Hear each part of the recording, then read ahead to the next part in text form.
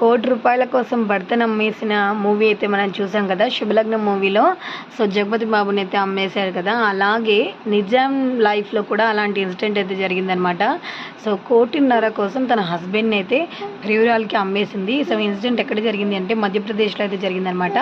మధ్యప్రదేశ్లోని భోపాల్లో ఉండే వికాస్కు so marriage అయింది. తనకు ఒక పాప కూడా ఉందనమాట. హ్యాపీ ఫ్యామిలీ, మంచిగా ఉండేవాళ్ళు. సో కొన్ని రోజుల్లో ఏమైంది అంటే తన ఆఫీస్కి వెళ్ళినప్పుడు అక్కడ తనకంటే ఒక కొంచెం ఏజ్ ఎక్కువైన ఆవిడతో తనకైతే పరిచయం అయిందనమాట. తనతో ఇల్లీగల్ ఎఫ్ఐఆర్ అయితే పెట్టుకున్నాడు. సో ఆ విషయం ఇంట్లో తెలిసి మాత్రం బాగా గొడవలు అయితే పడడం స్టార్ట్ అయ్యాయి అనమాట. సో ఆ గొడవలకి ఆ పాప తట్టుకోలేక ఇంకా వీటి వల్లే గొడవలు అవుతున్నాయని అయితే కేసు పెట్టేసింది.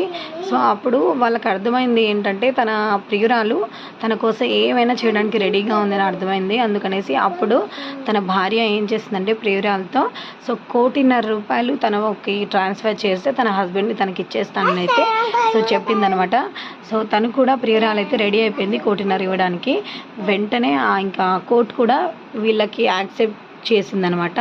వెంటనే ఆ ₹1,50,00,000 తన పేరు మీదకి ట్రాన్స్ఫర్ చేసింది. ఇప్పుడు ఆ పిల్లలు, ఇంకా ఆ పాప, ఇంకా ఆ వైఫ్ ఇద్దరు కూడా చాలా హ్యాపీగా ఉన్నారనమాట. సో ఈ వికాస్ అనే అతను తన ప్రియురాలతో కూడా హ్యాపీగా ఉన్నాడు.